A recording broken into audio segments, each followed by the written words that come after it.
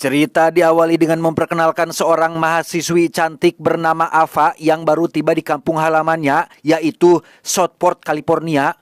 Kepulangan Ava sendiri tak lain adalah untuk memenuhi undangan bestinya sewaktu SMA dulu yang kebetulan akan melangsungkan acara tunangan dengan teman SMA-nya juga, sehingga ini akan menjadi acara reunian bagi mereka semua.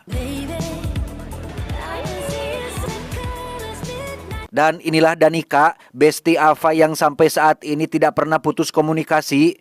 Lama tak jumpa, Ava cukup asing dengan perawakan Teddy alias tunangan Danica yang kini berbadan kekar bahkan menjadi keluarga paling kaya di kota ini. Tak hanya Ava, Danica juga mengundang Milo atau mantan Ava sewaktu SMA yang juga jauh-jauh dari Cirebon datang kemari demi memenuhi undangan sahabatnya tersebut.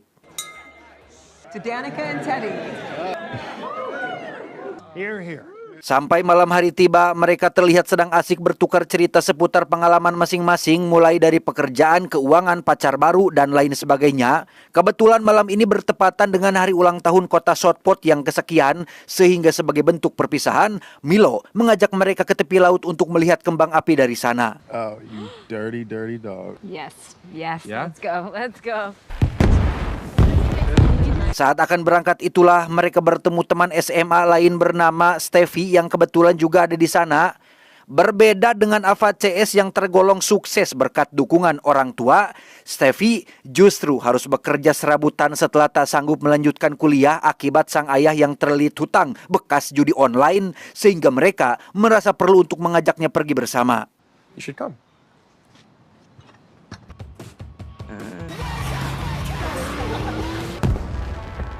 Setibanya di tempat dulu mereka biasa bolos sekolah, Milo memberikan sebatang barang haram yang langsung Teddy hirup saat itu juga. Entah memang efeknya sangat kuat atau hanya ingin terlihat asa aing pang abokna, Teddy yang baru sekali mencoba barang tersebut pun mulai bersikap rese dengan sengaja berdiri di tengah jalan saat ada mobil yang sedang melaju kencang dan... Beruntung Milo berhasil menariknya ke pinggir jalan dan langsung memarahi Teddy gara-gara kelakuannya yang so asik, yang belum juga selesai dengan kepanikan barusan, tiba-tiba... You owe me a blunt. Ya, nyaris saja Teddy tertabrak mobil lain jika saja si pengemudi tidak langsung membantingkan setirnya. Melihat mobil tersebut tinggal sedikit lagi jatuh ke jurang, mereka pun segera berlari untuk mengeluarkannya dari sana. Namun karena kuncinya macet, si pengemudi yang ternyata masih hidup pun gagal tertolong akibat mobilnya yang keburu jatuh.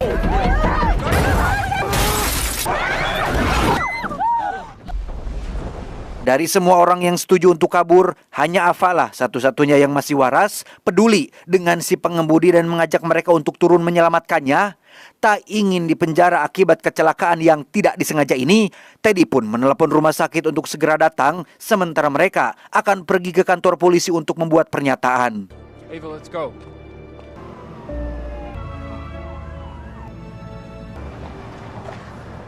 Aren't we going to the police station? Danica? Dan ya, dikira beneran akan pergi ke kantor polisi, Teddy justru membawa mereka kembali ke rumahnya dan meminta yang lain untuk merahasiakan kejadian ini. Milo dan Danica setuju saja jika ini memang jalan terbaik. Sementara untuk Steffi, ia ikut-ikutan setuju karena memang tidak punya uang untuk membayar uang denda. Sedangkan Ava langsung pergi karena merasa sudah dikecewakan. Please. I won't tell anyone. 1 tahun kemudian, Ava terlihat baru sampai di bandara dan bertemu dengan teman baru yang bernama Tyler.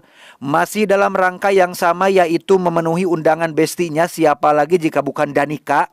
Ava pun meminta Milo untuk menjemputnya ke bandara, sekaligus akan memberi tumpangan pada Tyler yang sama-sama sedang ada urusan di Southport. I'm feeling a little tension in this car. Dalam perjalanan, Tyler bercerita jika ia adalah seorang siniar kriminalitas atau podcaster radio yang khusus membahas urban legend dan tempat pembantaian paling bersejarah di dunia.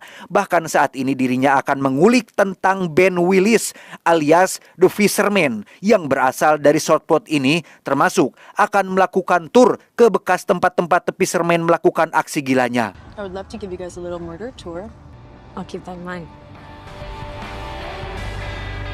Singkat cerita, tibalah Ava dan Milo di kediaman Danica dengan Steffi yang juga menyambut hangat mereka berdua. 1 tahun berlalu, kini Danica dan Steffi menjadi sahabat dekat, bahkan kemana-mana selalu pergi bersama. Dalam 1 tahun ini jugalah, ia dan Teddy sudah tidak melanjutkan hubungannya alias putus. Bahkan undangan ini adalah acara tunangan Danica dengan pria barunya. Tibalah saatnya sesi buka kado dimulai. Danica tampak senang karena semua orang terdekatnya bisa hadir. Satu persatu kado pun mulai dibuka dengan berbagai hadiah romantis yang teman dan keluarganya berikan. Apalagi saat dirinya mendapat amplop tipis yang isinya sudah pasti adalah sebuah cek uang. Tapi apa yang dia dapat?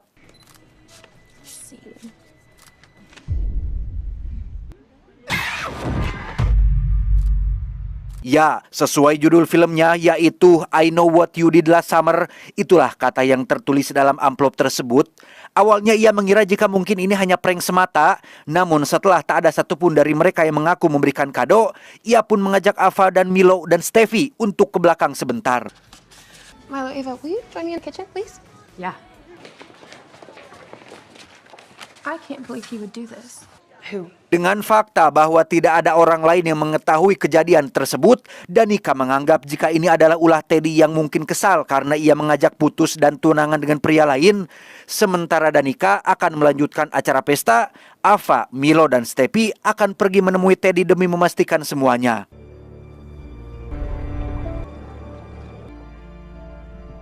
Teddy? 1 tahun tak bertemu, kini Teddy menjadi pemalas sekaligus pemabuk berat yang hanya bisa menghabiskan uang orang tuanya. Melihat surat yang Danica terima, Teddy sama terkejutnya karena ia juga tidak tahu menahu soal masalah ini. Bukannya ikut membantu, Teddy yang hidupnya sudah dipenuhi masalah pun justru malah mengusir mereka semua dari sana. Teddy, really? Do you need help?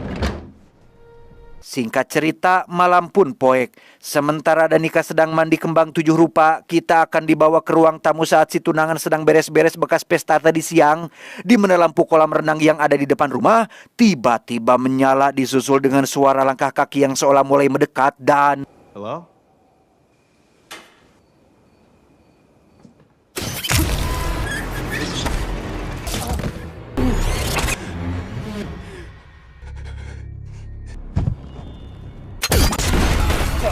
Ya, muncul sosok asing memakai sepatu bot, mantel, dan topi serba hitam dari kegelapan.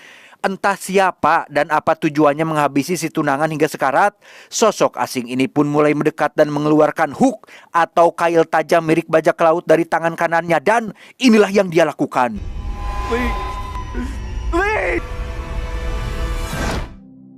Danica yang baru selesai mandi pun belum sadar jika si tunangan sudah tewas di lantai bawah. Sampai ketika ia turun dan bermaksud mengajaknya bobo bareng. Disitulah ia seketika histeris saat mendapati calon suaminya mati mengenaskan. Termasuk pesan pada dinding yang bertuliskan, "Kau tidak dapat menghapus masa lalu."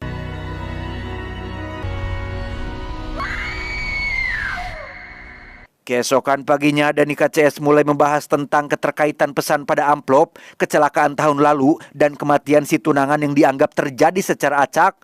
Namun hal itu langsung dibantah oleh pesan terakhir tentang mereka yang tidak dapat menghapus masa lalu, sehingga Milo menyimpulkan jika kematian si tunangan hanyalah sebuah atau baru peringatan bahwa mereka berlima adalah target yang sebenarnya. What about your new friend, Ava? The girl from the plane, Tyler. Disitulah Milo seketika ingat pada Tyler yang merupakan seorang siniar kriminalitas. Danica langsung mencari tahu profilnya di internet dan benar saja, ia mendapati podcast pembukaan turnya di kota ini tentang The Fisherman yang 25 tahun lalu pernah mengguncang kota Shortpot karena aksi pembunuhan berantai menggunakan pengait dan jaket serba hitam, termasuk selalu mengirim pesan anonim sebelum melakukan aksinya.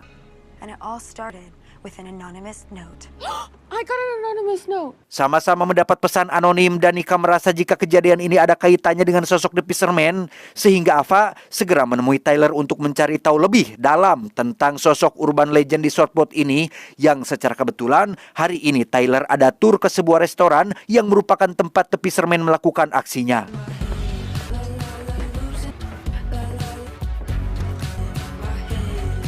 Setibanya di dalam, Tyler bercerita jika 25 tahun yang lalu ada seorang gadis bernama Julie yang pernah mendapat pesan anonim dari The Fisherman. di mana isi pesan tersebut sama persis dengan yang Danica terima. Entah apa yang kesalahan apa yang sudah diperbuatnya, namun dari berita yang beredar, Julie dan pacarnya diketahui selamat dari pembantaian dan masih hidup sampai sekarang. Bahkan Tyler berencana akan mewawancarainya setelah selesai dari sini. Do you know what the note said? I know what you did last summer. Tyler juga menambahkan jika Ava ingin mengulik lebih dalam tentang The Fisherman, ia bisa ikut dengannya ke Universitas Hofmann untuk menemui Julie, yang ketika Tyler izin ke atas sebentar untuk mendokumentasikan tempat bersejarah ini, tiba-tiba Ava? Who is that? ya, itu adalah sosok yang sama dengan yang menghabisi si tunangan di rumah Danica. Sesuai ciri-ciri yang Tyler sebutkan, sudah jelas jika ia adalah The Fisherman, si pembantai legendaris yang akan melanjutkan terornya. Sementara Tyler mencari jalan keluar di lantai atas, Ava pun harus terlibat kejar-kejaran di ruang dapur yang sempit ini dan berhasil melukai si Fisherman dengan sebilah pisau.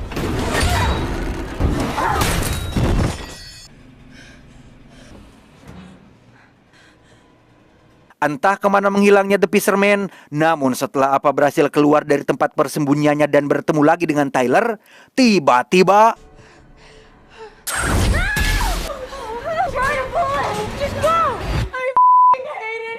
naas, Ava malah tertangkap kurungan besi yang membuatnya tidak bisa pergi kemana-mana.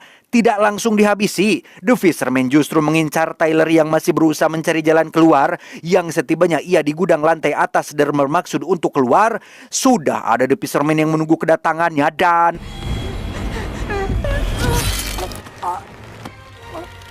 bersamaan dengan Tyler yang mulai kehabisan nafas akibat dicekik, di luar sudah ada Steffi yang datang sesuai pesan tolong dari Ava sebelumnya.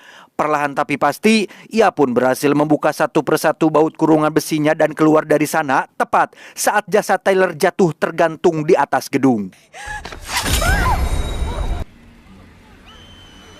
Karena Tyler sudah mati, apapun pergi ke Universitas Hofmann untuk menemui Julie yang ternyata benar seorang dosen di sini.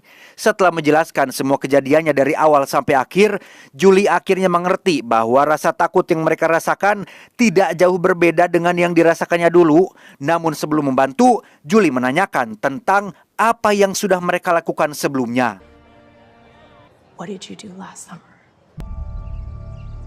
Julie menjelaskan jika sejarah kelam mereka menjadi indikasi semua kejadian ini, bisa dipastikan bahwa The Fisherman adalah orang yang dekat dengan si korban kecelakaan. Sedangkan sosok The Fisherman sendiri, Julie meyakini bahwa si pelaku hanya memanfaatkan sosok The Fisherman sebagai urban legend di kota kecil ini untuk menyusahkan polisi dalam mencari jejak atau petunjuk. You can't run, you can't hide. The only way out is to find out who it is and get them before they get you. Dengan fakta bahwa kota Shortwood mulai tidak aman, pihak kepolisian termasuk ayah Teddy yang merupakan tokoh kaya raya mengadakan pertemuan di balai kampung dan meminta seluruh warga untuk tetap tenang. Jangan sampai berita ini bocor keluar. Serahkan semuanya pada pihak berwajib, karena jika sampai isu 25 tahun yang lalu kembali mencuat, hal itu akan menakuti para turis untuk berkunjung ke kota ini. You should listen to her. This isn't the first time there's been violence like this in Southport, and you know it. Salah satu warga bernama Ray alias Bos Steffi pun angkat bicara karena dirinya juga pernah diteror oleh The Fisherman 25 tahun yang lalu. Jika polisi tidak segera mengambil tindakan, tak terbayang berapa banyak lagi nyawa yang akan melayang. Namun, alih-alih mendapat respon baik, dirinya justru malah dianggap membesar-besarkan masalah. A tourist suicide, we will have a healthy presence for all of you. Beres pertemuan di balai kampung, Steffi mengajak teman-temannya pergi ke bar untuk menemui bosnya. Dengan fakta bahwa Steffi juga baru mengetahui tentang sosok Ray yang pernah mendapat teror, ia pun meminta bantuannya untuk bagaimana caranya menemukan si pelaku. Percaya atau tidak, Ray adalah sosok laki-laki sekaligus mantan suami Julie yang selamat dari peristiwa 25 tahun yang lalu. Wait, I'm sorry. You were married to Julie James? Unfortunately. Sebagai langkah awal, Ava diam-diam sudah melakukan investigasi mandiri dan menemukan jika korban kecelakaan tahun lalu bernama Sam Cooper yang hidup sebatang kara. Namun pencariannya terhenti karena tidak banyak data tentang dirinya di internet. Ray pun menyuruh mereka untuk cari tahu nama pemilik mobil yang Sam kendarai waktu itu, karena hanya itulah yang akan menuntun mereka pada petunjuk selanjutnya. When they pulled that truck out of the water, they had to take it somewhere. You need to find out whose car he was driving. Ditemani Milo dan Steffi, Ava pun pergi ke pusat tempat pelelangan mobil rongsok terbesar di kota ini untuk menanyakan siapa pemilik mobilnya. Setelah Ava menyebutkan jenis dan tahun mobilnya, akhirnya ditemukanlah jika mobil yang mereka cari terdaftar atas nama Judah, yang sepengetahuan Steffi, Judah adalah pastor terkenal di kota ini. Is that your brother? Yes. Sore menjelang maghrib, Danica dan Teddy pergi ke tempat pemakaman umum untuk mencari kuburan Sam Cooper. Bukan apa-apa, jika tebakannya benar tentang si pelaku adalah orang terdekat korban, setidaknya dia akan sering mengunjungi makamnya. Dan benar saja, mereka menemukan bunga segar tergeletak di atas batu nisannya. Oh my god. Those are fresh flowers. That means someone visited this grave. Entah siapa yang menyimpan bunga tersebut, Danica meminta sang penjaga kuburan untuk memeriksa CCTV yang kebetulan terpasang di atas pohon dekat kuburannya Sam. Sementara mereka berdua diminta menunggu di luar, si penjaga masuk ke ruang operator untuk memeriksa, tetapi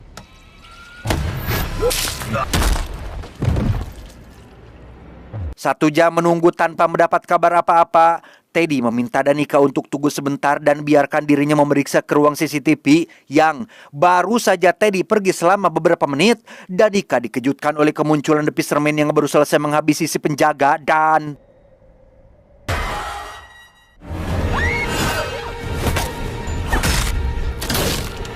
dengan cepat Danica kabur ke ruang teater dan bersembunyi di kolong panggung.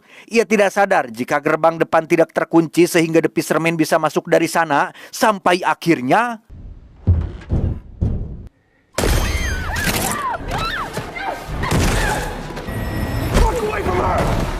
ya, beruntung Teddy datang tepat waktu dan berhasil mengusir The Fisherman dari sana.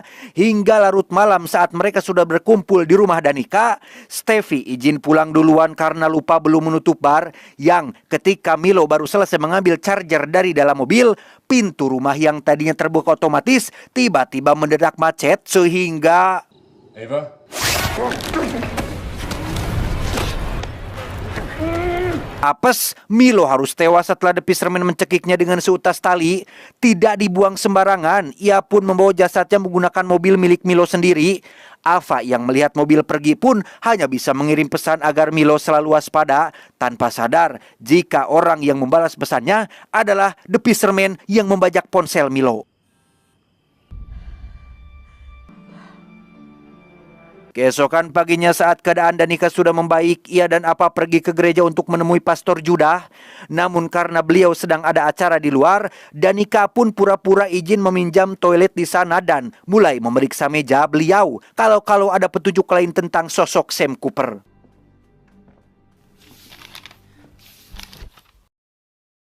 Beberapa saat membuka-buka dokumen, Danica akhirnya menemukan foto Judah bersama seorang remaja yang diduga adalah Sam Cooper. Hal itu terbukti dari namanya yang tertera dalam album, di mana hal tak terduga terjadi saat Judah pulang lebih awal dengan gerak-gerik mencurigakan. Tapi beruntung, mereka berdua berhasil keluar dari gereja tanpa kendala.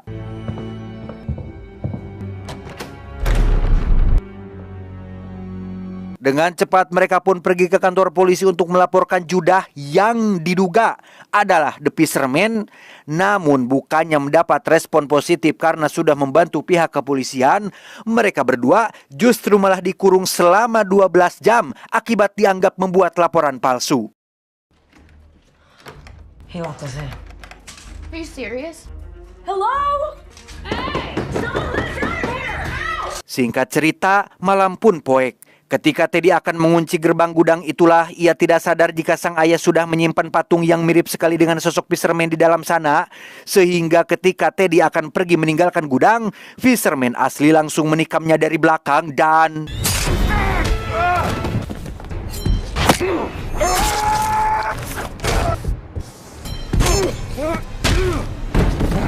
Bukannya memastikan dulu si pelaku sudah mati, Teddy justru malah pergi ke depan rumah untuk meminta bantuan. Hal itu tak berlangsung lama setelah Fisherman sadar dari pingsannya yang ketika Teddy tinggal sedikit lagi sampai di rumahnya, tiba-tiba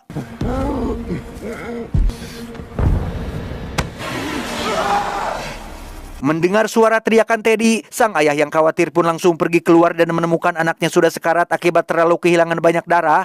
Yang ketika Teddy baru saja menghembuskan nafas terakhirnya,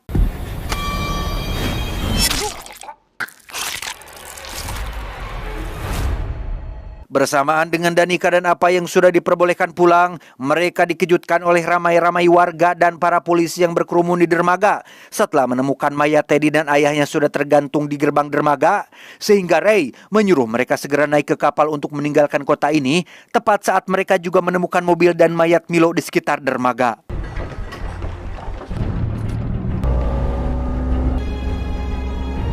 Masih di hari yang sama, polisi akhirnya mendatangi gereja untuk menangkap Judah yang dianggap sebagai The Fisherman.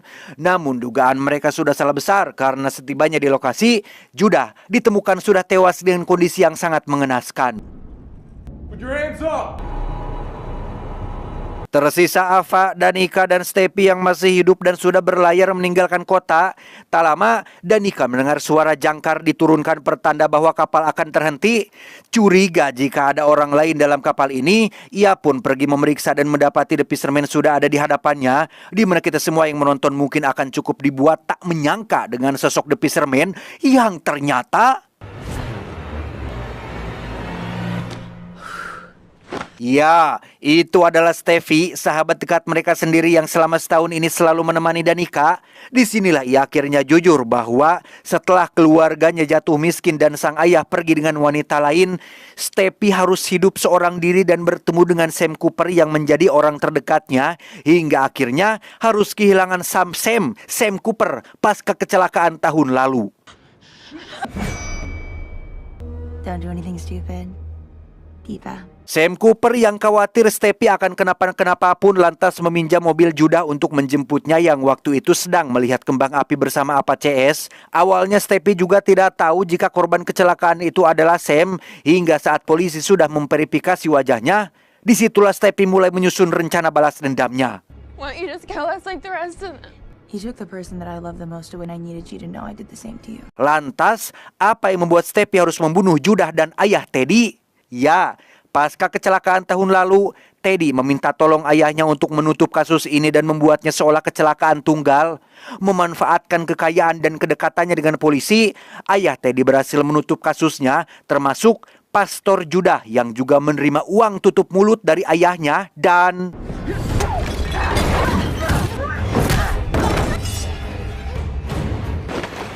Sementara Steffi masih terlibat perkelahian dengan Danica, kita akan diperlihatkan dengan Ray yang ternyata datang menyusul karena khawatir dengan keselamatan mereka semua. Di mana Ray benar-benar dibuat kecewa saat mengetahui jika dalang di balik ini semua tidak lain adalah Steffi yang sudah dianggapnya sebagai anak sendiri.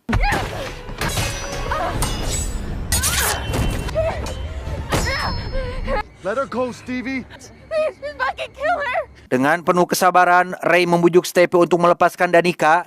Ia juga menambahkan jika balas dendam tidak akan membuatnya merasa lebih baik. Semuanya masih bisa diperbaiki.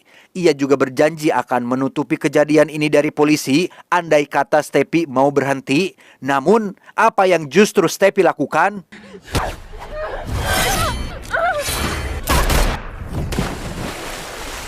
Karena tak ada pilihan lain, Ray pun terpaksa menembak jatuh Steffi hingga tercebur. Begitu juga dengan Danica yang entah bagaimana nasibnya setelah Steffi menikam dan menjatuhkannya ke laut. Setelah semuanya berakhir, Ava pun menelepon Julie dan memberitahu bahwa Steffi lah dalang di balik ini semua, termasuk meminta Julie datang ke bar milik Ray untuk menjemputnya.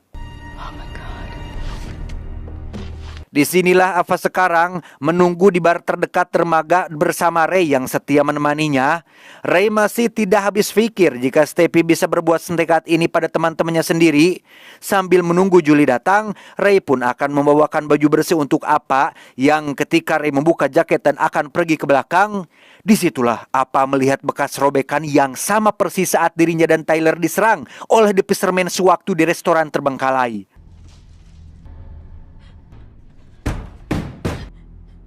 You know it was me, don't you? Ternyata iblis shortpot yang sebenarnya tidak lain adalah si Ray ini. Mengetahui nasib naas yang Stepi alami, Ray pun memanfaatkan sosok The Fisherman sebagai urban legend pembunuhan massal di kota ini dan mengajak Stepi membalaskan dendamnya. Namun karena tak ingin rahasianya terbongkar, ia pun dengan teganya menghabisi Stepi yang ditakutkan suatu saat nanti akan buka mulut dan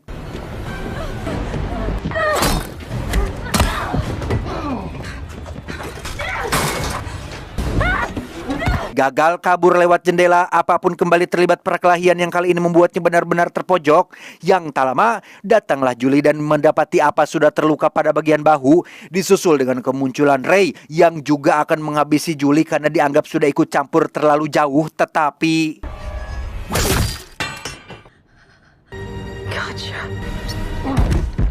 ya, dengan tenaga yang masih tersisa, Ava akhirnya berhasil memanah Ray hingga tewas. Sementara di pesisir pantai, kita akan diperlihatkan pada Danica yang ternyata masih hidup dan langsung dilarikan ke rumah sakit. Beberapa waktu mendapat perawatan bersama, kini Ava dan Danica bisa bernapas lega karena semuanya sudah berakhir.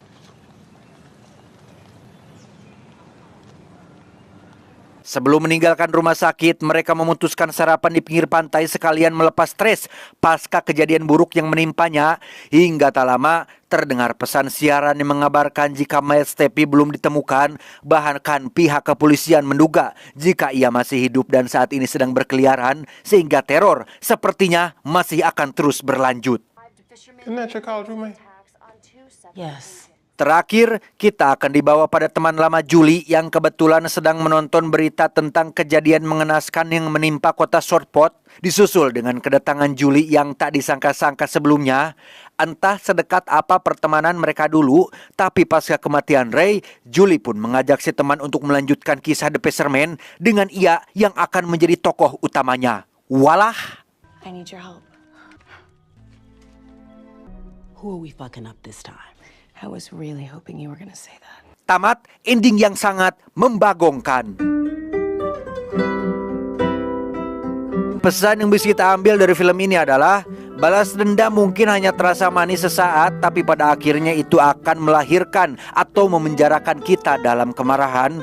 Memilih lapang dada dan menyembuhkan diri sendiri lebih mulia daripada membalas balik, karena kedamaian batin tidak pernah lahir dari yang namanya kebencian. Ingat, bayangkan berapa banyak waktu yang kita habiskan untuk merencanakan balas dendam, sementara dengan waktu yang sama kita bisa memakainya membangun mimpi, memperbaiki diri, atau dekat dengan orang yang benar-benar peduli. Saya John, mewakili jajaran direksi yang bertugas, mengucapkan terima kasih dan sampai jumpa di video selanjutnya. Adios. Lasrin sirup obat gohgoy.